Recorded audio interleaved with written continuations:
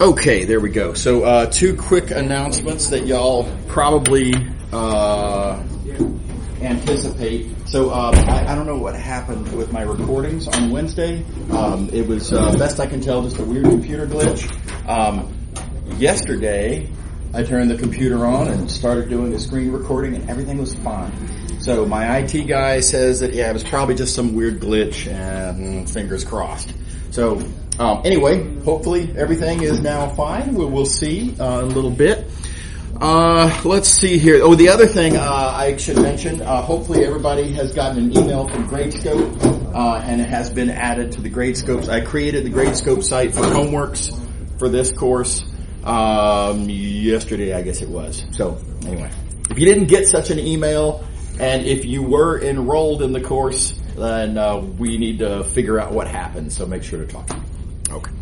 Okay, back into math. Here's where we left off last time. We were talking about, I'll say cross products. We didn't really get to cross products yet, but anyway, we were in this section. We talked about this idea of geometric order of a list. Specifically, we talked about for two vectors in R2. Right? And that's the only case that we've considered so far. I think we comfortably saw that these are sort of the three different cases of a certain point of view that you can take on how to, what it would be a geometric description of that list of vectors. And so the idea is, counterclockwise means that, and clockwise would mean this. And then, of course, there are some, like, what do you do with something like that? We can't make any sense about a case like this for either of those. And so linearly dependent is the catch-all for all of these other cases. Okay. So this is something you can do. Would you want to do it? Is there a reason to do it? To be determined. Right? As of the moment, this just kind of seems like fun and games. But it is kind of an eyebrow raiser that this has so many cool properties. So, for example, these two ideas, clockwise and counterclockwise, are mirror images of each other. We talked about that last time. Okay, that's pretty natural. Trading positions, if you move the first to second and the second to first, that will always change the order consistently. Right? Okay, well, that's pretty natural. And this is pretty cool. Being independent of rotations, right? So again, you look at a watch with the hour hand and the minute hand. Maybe, let's see, they are currently in counterclockwise order, and if I rotate, still counterclockwise order. Okay. Here's where I think things get interesting, a little bit more challenging, perhaps. What if instead of two vectors in R2, what if you have three vectors in R3? Now, this clockwise-counterclockwise thing was an easy, highly relatable concept. I know clocks are digital at this point, right? But y'all seen analog clocks, right? This idea is very familiar. Okay, so what is a three-dimensional kind of equivalent thing? And it's really not immediately obvious, right? We've never seen a three-dimensional clock in that sense, right? So what's the analogous thing? And I think it's hard to argue against this one. There are these three ideas: right-handed, left-handed, and again, linearly dependent as the catch-all of anomalous third cases. So let me talk about what these mean. I do have to physically demonstrate some of this. So let's start with what is a right-handed list. Again, we're not talking about a set. We're talking about a list. Which one is first? Which one's second? Which one's third? So we're going to look at this list, A, B, C. Suppose those are these vectors as drawn over here. Call this a right-handed list. What do we mean by right-handed? Here it comes. There's a certain gesture you do with your hands. We're going to use our right hand because I'm claiming this is right-handed. The gesture is, first, you put your index finger parallel to your palm the way index fingers kind of like to point, if you will. Maybe I'll do it like this just for fun. Right? So notice my index finger is in the direction of the first vector. Okay, now your middle finger, point your middle finger in the direction of the second vector. Oh my gosh, how am I going to do that? Right? It seems like I don't know if my middle finger can do that. Don't forget, you can rotate your hand however you like, right? The only requirement with your index is that it point in the direction of the first vector. Do whatever you have to do so that your middle finger will then be bendable toward the second vector. Is everybody with me? And by the way, you're only allowed to bend your middle finger the way it wants to bend. So, I mean, technically, right, you could do this, right? That's cheating. No, not allowed. So, we can't do that. All right. First vector, second vector. Is everybody on board? Here's the thing. Those two vectors define a plane. When you have your first two fingers arranged as they, per the requirements we just described, notice that your thumb points on one or the other side, right? It's not this one, it's this one. One or the other side of that plane defined by the first two vectors. In this case, my thumb points on what you might call the above side, right? The top side of that plane. So does the C vector. If the third vector is on the same side of the plane as your thumb, then you've got a right-handed list. That's the rule. Everybody see how that works? Now, I claim it's right-handed. How do I know it's not left-handed? Maybe it's left-handed also. Maybe a list could be both right-handed and left-handed. Let's play the game. Index finger in the direction of the first vector, using my left hand. Middle finger, I'm not allowed to bend that way. I have to turn my hand around like this to get my middle finger in the direction of the second vector, according to the rules, bending the way middle fingers want to bend. Notice my left hand thumb points on the underside of the plane. C is on the upper side of the plane. Not the same side. This is not a left-handed list. This is the second one here. The one labeled left-handed.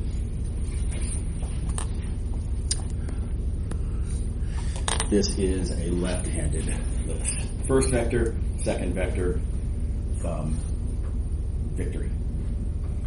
Everybody see how this works? So I claim every list of three vectors in R3 is going to be one or the other of these three things. It's either going to be right-handed or left-handed, or if it's neither, can't be both, if it's neither, that list will be linearly dependent. Okay, now I like to call this a three-dimensional version of clockwise and counterclockwise. That may be a little bit of a tough sell. Right, until you start to notice the properties. It's got all the same properties. These two ideas are mirror images of each other. Right? Pretty easily seen. Trading the positions of two vectors. By the way, any two vectors. You'll notice here I changed the first with the second with the first. Trading any two the positions of any two vectors changes the order, just like clockwise, counterclockwise. And again, the order is independent of rotations, because again, if this is a right-handed list, I can rotate my right hand around any which way, and it's still my right hand. Everybody good? Okay, so I think it's pretty persuasive that this idea of right-handed and left-handed, it's got all the same earmarks, right? Between the two of them, they handle all of the linearly independent cases, and they've got these exact same three persuasive properties. Okay. All right, and the last one I'm going to mention is technically not a new property. It's really kind of the same thing as previously stated. If I take the third vector and move it to the second position, if I take the second vector, move it to the first position, if I take the first vector and move it we fell off, come back and put it where the third vector just vacated. that will always preserve the order. So it kind of feels like a fourth property, but you can conclude this just by applying two transpositions. Right? Take two vectors and trade their positions. Do that twice, cleverly selecting which two, and you can produce any one of these results. So something to think about. Play around with. Okay. All right. Okay. Pausing for questions, real quick. Everybody okay? Just go back to me real quick. If I can get my thing to. There we go. Yeah. Okay. By the way, just don't forget, these notes are downloadable from the website. You can have your own copy. Good idea, I think, to follow along in class. You can annotate on top of them. Anyway, just don't forget. Okay. So a couple of linear algebra theorems. You may or may not have seen these theorems exactly as stated. You've probably seen some of what I'm about to state here, but I think it's important that we see all of it. So here we go. I'm going to start off with just some setup. All of this is just setup. There's no theorem here yet. This is just kind of setting up the context of what we're actually going to be stating. So in particular, if you give me a list of two vectors in R2, A first, B second, I observe I can use that to produce a matrix. Because whatever was the first vector, I can make the first column. And whatever was the second vector, I can make the second column. It's a arbitrary construction, but turns out to be really convenient in a lot of circumstances, so we're going to be doing a lot of that. Anyway, given a list, I can make a matrix, like so. Okay, here's the other thing. I can also take that list and I can produce a parallelogram. Oh, I got ahead of myself, sorry. I can take that matrix and in the usual way, I can produce a linear transformation. Right, matrices always give a linear transformation. Right, this is a basic fact from Math219. Okay, so I haven't done anything yet. I'm saying presumably I have a list of two vectors in R2. I construct a matrix about which I haven't made any statements yet. I construct a linear transformation from that matrix. I haven't said anything about the linear transformation. And then I'm also going to do this. I'm also going to say, well, okay, we can also take that list and I can produce a parallelogram. Again, let's just take the first vector and the second vector. And drawing those vectors, I can see, well, I can talk about this corresponding parallelogram here. Okay. All right. By the way, it's worth noting this parallelogram, let me do this in purple. This parallelogram is the image of the unit square by the linear transformation that we just created. This is a good little exercise. Don't forget that standard basis vectors, IJ, y'all remember IJK, right? Those are called standard basis vectors. By the way, I tend to write them as E1, E2, E3. It's a more generalizable notation. I think it's more natural in that sense. Anyway, E1 and E2 being standard basis vectors, when you plug into this linear transformation, give you columns. Columns, of course, were the vectors in the list, and thus these edges go to these edges, and therefore this square goes to this parallelogram. So, two different ways to think about that parallelogram. All right. Still haven't stated any theorem yet. Let's get to the theorem. First statement of the theorem is that the determinant of that matrix is equal to the area of that parallelogram. And I deliberately misstated that because it rolls off the tongue a little bit more nicely. Technically, determinant could be negative or positive, right? So to make this correct, the absolute value of the determinant gives the area of the parallelogram. How we doing? Is everybody with me? Okay. Shocking fact. Determinants are computed with trivial arithmetic. Add, subtract, multiply. 3-function arithmetic. It's super easy. Areas. Hey, wait a minute. How would I compute the area here? Well, I mean, unfortunately, I'd have to compute that length, which is a square root. Where did the square root come? If there's no square roots on the left side of the equation, how could we have a square root on the right? I would also have to compute this perpendicular, right? That, I guess they call that an altitude, right? How would I compute that? Well, I would have to compute the length of the other vector and then use trig. Again, with the weird arithmetic, right? So this is a really surprising fact. This struck me as pretty implausible when I first saw this, that something computed with 3-function arithmetic would be the alternative to something that otherwise I would compute with trig and square roots. Right? Isn't that shocking? Okay, well, it's true. Weird fact, but true. Okay, second. The sign of the determinant, wrong mode, sorry. The sign of the determinant, whether it's positive or negative, tells you about the order. I didn't quite have enough space. The order of the list.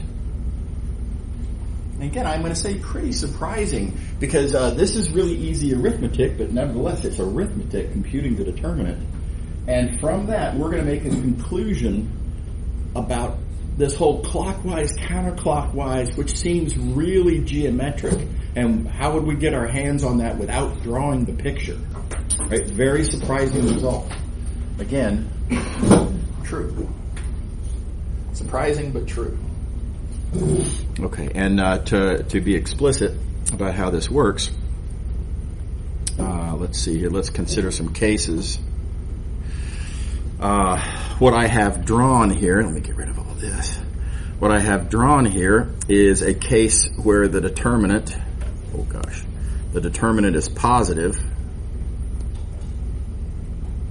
When the determinant is positive,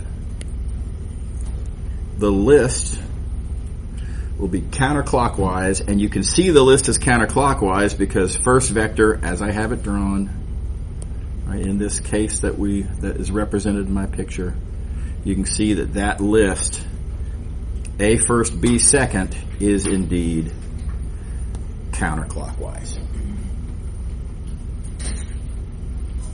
Positive means counterclockwise.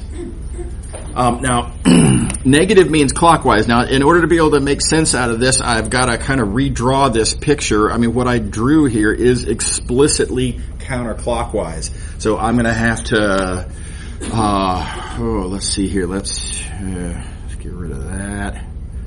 And we'll get rid of this. And just so I can have something to point to, let's say that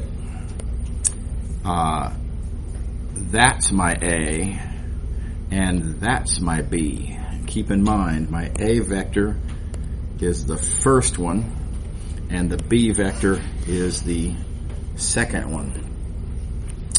Let's see here. Go back to... get it all on the screen here. Yeah. So if the determinant is negative, right? If that determinant is negative, this is what it will look like. The list will be clockwise. Is that cool? By the way, you can kind of plausibility check this. I mean, you pick some random vectors, right? Pick some nice, convenient for arithmetic vectors where you can tell at a glance whether they're clockwise or counterclockwise. Make the corresponding matrix, compute the determinant, and notice it works every time, right? It's easy to again, plausibility check that this works. Okay. Now there's another way to interpret a negative determinant. Let's see, let me go back to this. The interpretation we have of the negative determinant is that the list is clockwise. Fine way to think about it. Here's a different way to think about it. Keep in mind, what we just discussed, these edges A and B, right? Those are the images of the standard basis vectors, right? So specifically, E1, I hat, right? The first standard basis vector, its image, when you apply this transformation, in other words, what you get when you multiply by that matrix is you get the first column, namely the A vector. So green goes to green. Likewise, J hat, E2, second standard basis vector, gives you the second column, aka it gives you B. And now let's think about this linear transformation. Forget about the parallelogram. We understand the parallelogram, we understand the order of the vectors, but I want to think about the linear transformation now. What can I say about that linear transformation? How would a linear transformation take these vectors and do stuff to them to produce these vectors? Well, I'm probably going to have to stretch somewhat, right? Just think about what this would look like. I'd probably have to do a stretch. Might have to do a shearing transformation to some extent. I don't know, maybe a rotation, not sure, but you know what is unavoidably, absolutely got to happen. Somewhere, somehow, there has to be a reflection. Or said differently, the plane is going to have to flip upside down in some sense. And the reason why is because the standard basis vectors are always counterclockwise. And yet their images here clockwise. Right? So again, there's a different way of saying the same thing. You can say it that, oh, this list is clockwise, but I point out that a clockwise list means that the transformation has to have a reflection inside of it somewhere. Yes? I might be missing something, but so you're saying, so that's definitely clockwise, So why wouldn't it be counterclockwise at all? If you were to go from A around to B. Yeah. So when we talk about clockwise, in order just to be able to have a meaning that we attribute to clockwise and counterclockwise, it always is. You're supposed to go in whichever order gets you from that direction to that direction, sort of the quickest. Yeah. Right. So that's the convention. Okay. All right, so neat fact. So again, you can think of this negative determinant as a statement about the list. Sometimes you want to think of it as telling you information about the transformation. That's going to be useful in some cases. Okay. Right. Now in this statement down here, I described this as the plane was inverted. And I chose this sort of ambiguous phrasing because I didn't want to pigeonhole us to think in terms of it being a flip, right? But it's actually a pretty nice way to think about it, that the plane is flipping upside down, right? Of course, you can also think of it as I don't know how to do this exactly, a reflection, right? Where it kind of, I don't know how to gesture a reflection, but that's a different way to think about it. This is just intended to be a catch-all term to take your pick as to which way you want to think about it. Okay. All right, I'm not going to prove this theorem. Proving this theorem is, there's two ways to prove this theorem that I'm aware of. The way the book does it, fine, but it's tedious. It's got a lot of algebra and trig in it, and ultimately, while it is, a perfectly fine demonstration, it's not very intuitively satisfying. It doesn't give you any aha moments. I like the aha moments, right? Okay. There's another way to prove it that totally has the aha moments. It is a really cool way to think about this proof. Why this theorem is true. And sadly, it's a little bit beyond what we can do in this class. It uses some little bit more sophisticated linear algebra than y'all probably have seen. You may have, I don't think so. I could be wrong. Doesn't matter. Even if you have seen it, it would take up a sizable fraction of class time, and it's just not what we're here for. So I'm not going to prove this theorem. But if anybody's curious, and if you want to see what I'll call the cool way to prove this theorem, come to office hours. I'll be happy to outline it for you. Okay, moving along. This might look familiar. I deliberately wrote this to look, to lay out on the page, just like this one. Very much on purpose, right? Because these two theorems are extremely analogous. Like, oh my gosh, they're like exactly the same theorem. Right, and when there are strong analogies like that, I like to underscore and emphasize those analogies. So this statement about two matrices in R2 and the 2 by 2 matrix and then the resulting two-dimensional parallelogram, blah, blah, blah, and the two-dimensional notion of size, namely area, and the two-dimensional notion of order, namely clockwise, counterclockwise, just replace all those 2's with 3's. If you have 3 vectors in R3 making a 3 by 3 matrix and a 3-dimensional, they call it a parallelepiped, right? And the 3-dimensional notion of size, namely volume, and the 3-dimensional notion of order, namely right hand, left hand. And again, structurally, everything else is still true. So really surprising that it's that analogous, but again, true fact. And I'm not going to go through the details because again, it's literally, oh my God, so much exactly the same theorem we just talked about, just 3-dimensional. And again, I'm not going to prove it. But again, we totally could, just we don't have the time. Okay, pause before I go on. Questions? Everybody buying it? All right. Move along. Okay, next thing we're going to do. Now, I'm going to diverge from the book significantly here. Everything I'm going to do is equivalent, but some sort of different choices. Roughly speaking, there are lots of connections between various different objects that we're talking about. This idea of geometric order, clockwise, counterclockwise, right hand, left hand. The idea of determinant, which we just talked about determinants, right? Big statement about determinants. And this formula that we're about to write down called the cross product. The ways to relate these things are many. And there are lots of connections between these three things. And so when you have there's basically this knot, right? This huge numbers of connections between these small numbers of ideas. You have a lot of choices as to how you make your way through that knot and talk about all the facts and different kinds of connections you can make.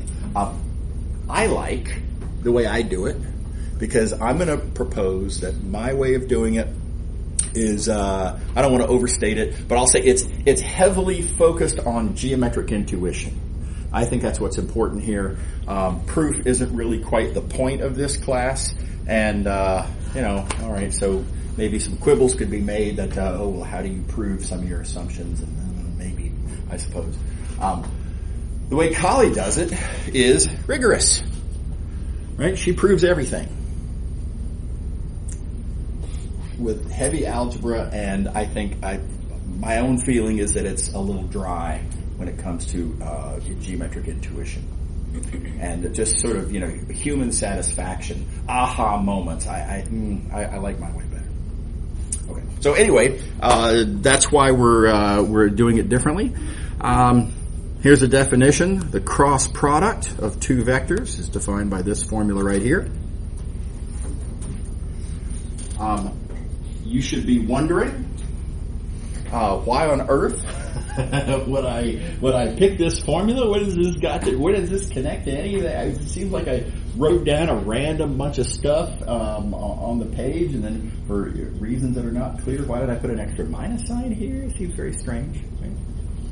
Turns out it's very natural. So anyway, that's the formula, and the first observation that I will make is that it is, in fact, really easy to remember that formula by way of this alternative formula, what I like to call a symbolic determinant. And this is a really simple thing to write down. E1, E2, E3 across the top, A1, A2, A3, B1, B2, B, right? This is just very easy to remember. And then just compute the determinant in the usual way. Now, I call this a symbolic determinant because there is something inherently nonsense about what I've written down here. Let's see here, hang on. This, I'm presenting as if it's a matrix. This, I'm presenting as being one of the elements of that matrix. Hey, wait a minute. I thought elements of a matrix were supposed to be numbers. I put a vector in there. I'll bet you've never seen something like that before. A matrix where some of the elements are vectors. Anything other than a number, I bet you've never seen before. Right? So, what does that mean? And does determinant even make sense? That seems like a bunch of nonsense. Are you allowed to do that? What does determinant mean in this context? And does this new notion of determinant behave like the old notion of determinant? And how yes, how no? Lots of big questions come up, right? Should be very concerning. Absolutely. I'm going to describe this as being basically a bunch of nonsense, right? And then I'm going to say, don't worry about that, right? If you just think about the symbols, right, and do the usual thing where, okay, well, I'm going to take this and I'm going to multiply by the determinant of the little submatrix, and then I'm going to move on and look at this and talk about the determinant of the corresponding little submatrix, blah, blah, blah. By the way, don't forget the plus, minus, plus. That's where that minus sign comes from. And just, again, ignoring the fact that this appears to be a bunch of nonsense, right? Then what you get is that this works. So in my entire life, I have never memorized that formula. Every single time that I've needed to compute a cross product, I have done so with this symbolic determinant nonsense. I encourage the same for you all. Okay. All right. Arbitrary definition. I do want to point out, though, if I can get this, there we go. If you were to take this cross product, there it is, take that cross product, and if you were to take some other vector, let's call it C, and if you were to dot, so in other words, if you were to take a dot product with a cross product, odd thing to want to do. But if you were to do that, check it out. That dot product is literally a determinant. No asterisk, no disqualification. This is straight up good old fashioned Math219 determinant. Everything in there is a real number. So that's what I like to call an eyebrow raiser. Okay, that now we're talking. Now we have a kind of a good reason to believe that this is a natural thing. It's a natural thing because we already believe that's natural. Determinant, we know natural things about, right? Volume, handedness. It answers questions about systems of equations and stuff. We know that's natural. Once we recognize that a determinant is a dot product, the thing that you're doing the dot product with would seem likely also to be natural. So this is I'm going to say our first evidence that cross product is, however arbitrary it looks, yeah, it's probably pretty natural in some ways. Is everybody with me? Okay, so this is called the triple product formula. The triple product being this construction. The triple product formula being that equation. It's super handy. It's a way to connect something we want to understand, namely cross product, to things that we already understand. And keep in mind, we already understand dot products. We already understand determinants. And so it stands to reason that we could use that knowledge and hopefully learn some stuff about cross products. Okay. All right. Now I have to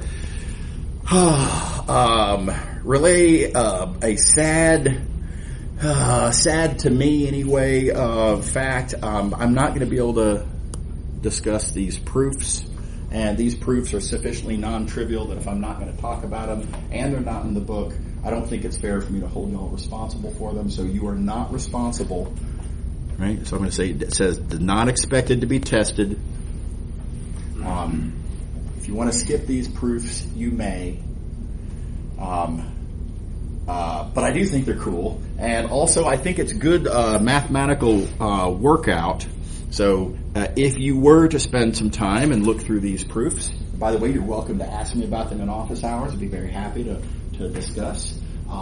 They are nice practice with playing with these tools, right? And playing with stuff is a good way to get a comfortable sort of handle on how they work. So I do think it's lovely material, and I think it would be to your benefit to read through these. But again, you don't have to.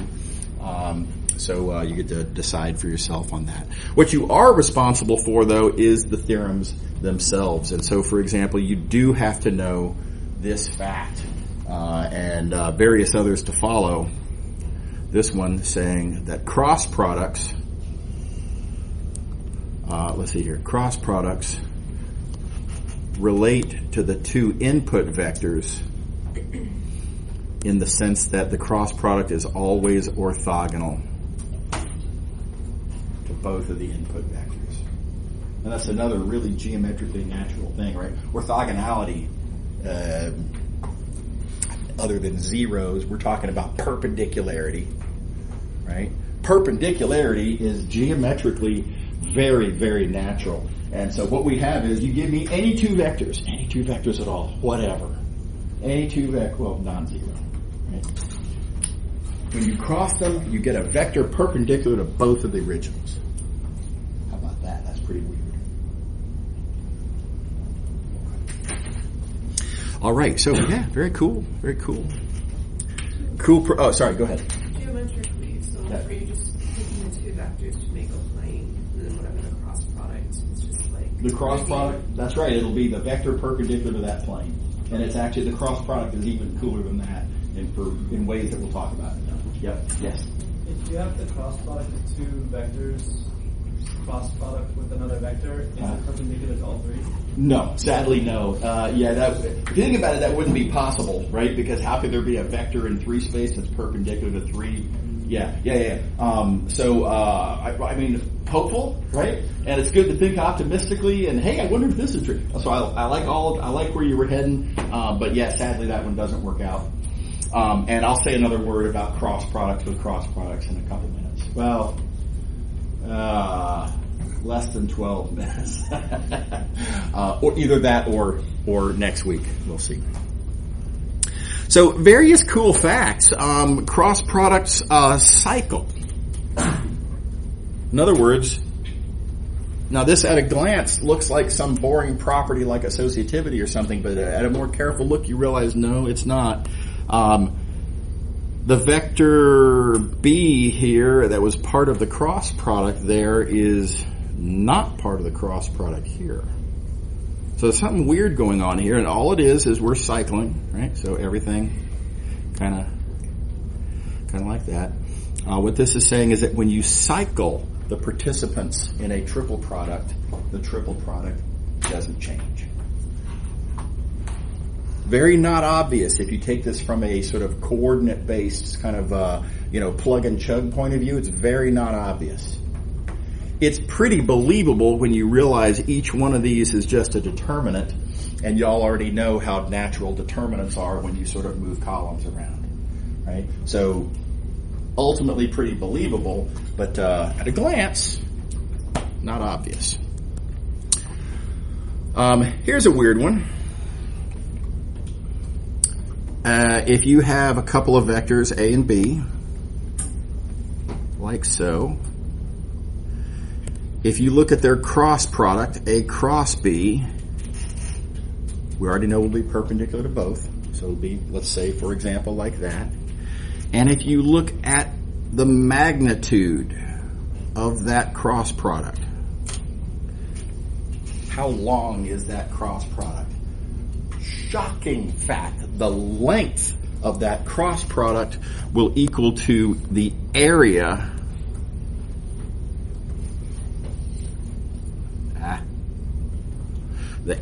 of that parallelogram.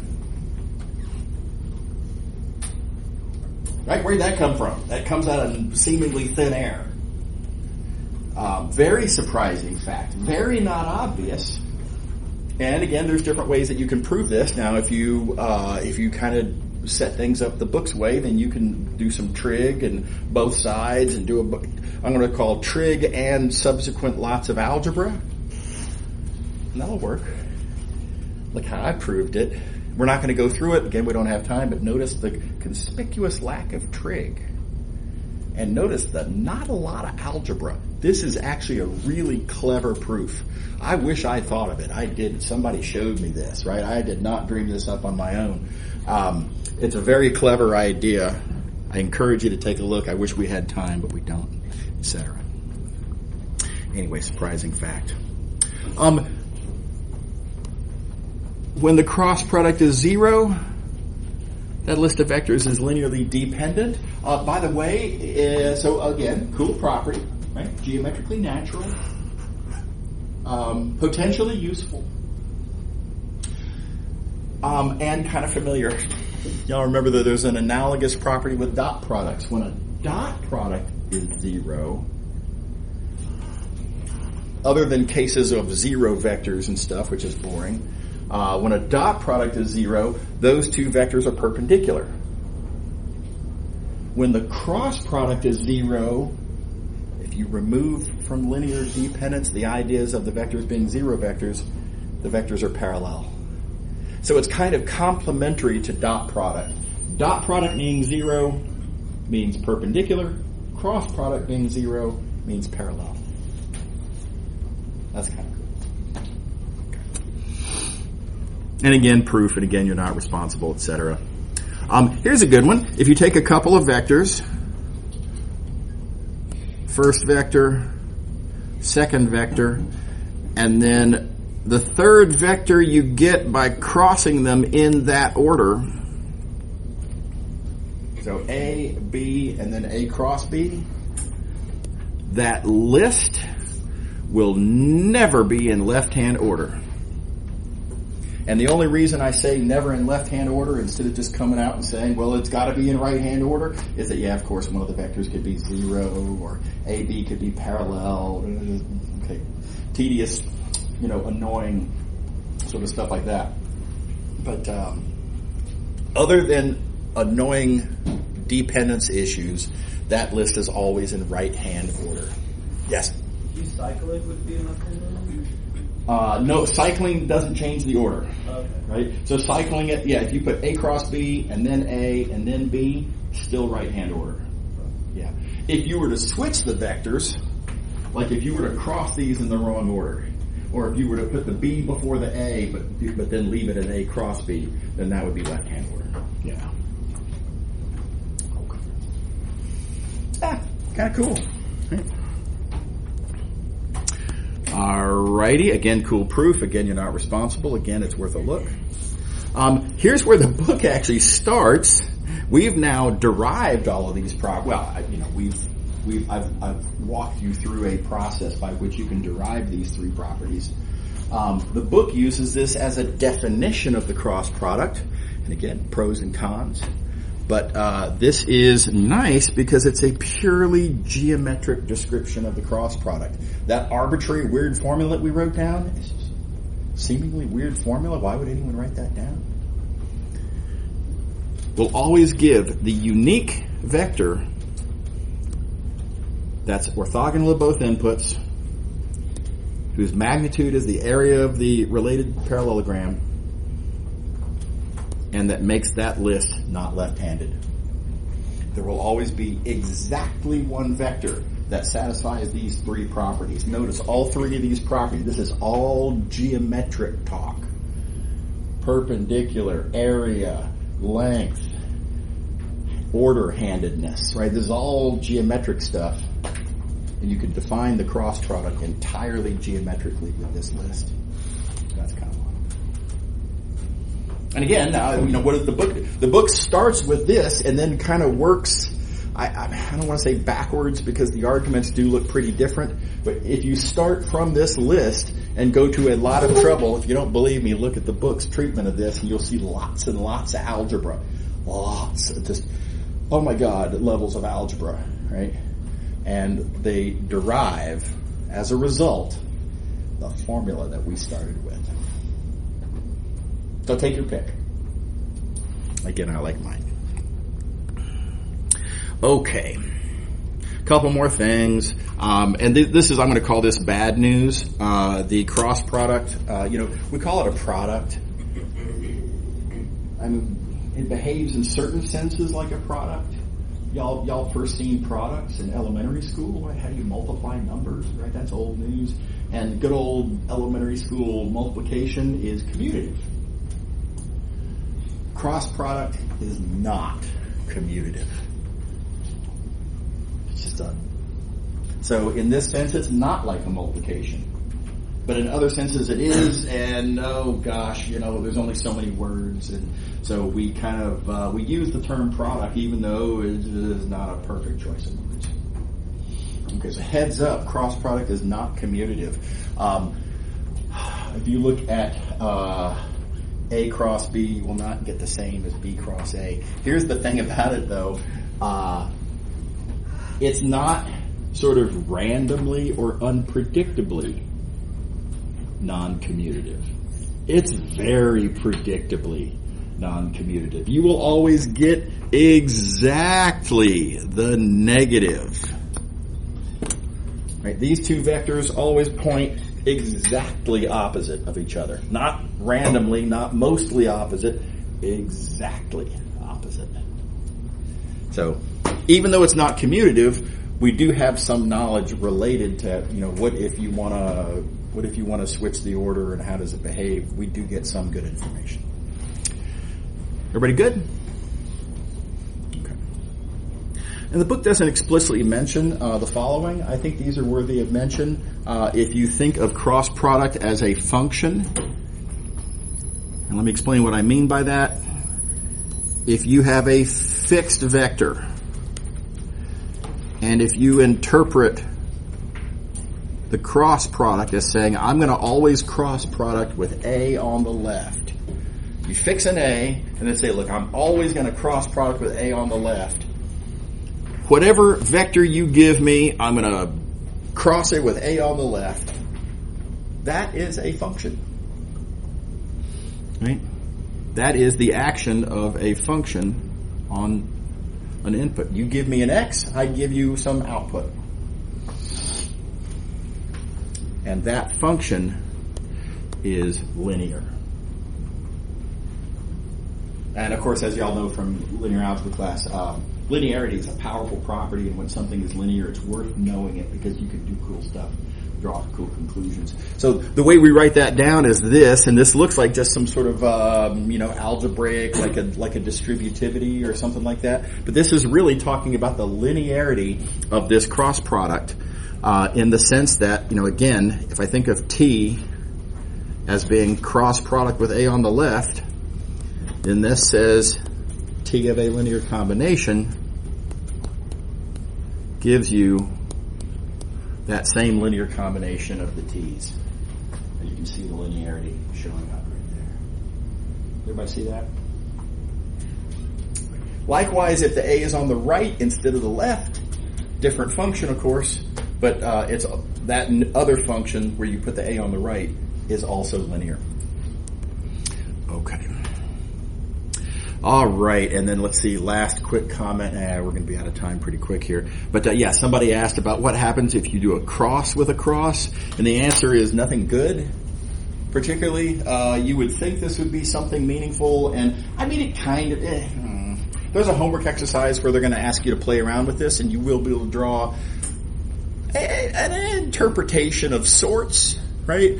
But not clear how useful that is exactly. So anyway, something to look at. Okay, but anyway, definitely not associative.